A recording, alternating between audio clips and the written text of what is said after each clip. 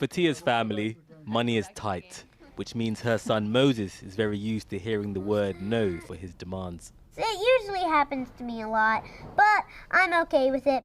Moses and baby Isaac are Tia's first and third children. The 2017 cap on income benefits to just 2 children means Tia receives income support for Moses, but not for baby Isaac. I've worked hard. I have a good job, like the kind of job that I expected to have when I was completing my education, and yet it's not enough to afford a basic life.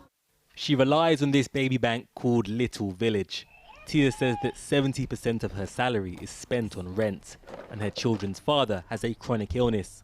To think that I would decide whether or not to proceed with my pregnancy based on the childcare element of universal credit, it's insulting. On the 7-year anniversary of the 2-child cap, Tia is in this delegation calling for the policy to be scrapped. They say it correlates with child poverty and that 1.5 million children have been affected. Campaigners say that the burden of this policy has fallen heaviest on the shoulders of women and made life harder for their children. But just how hard, the government will not say. When they were asked last December if they had made an assessment between the number of children affected by the policy and the levels of child poverty, the government responded that no assessment had been made.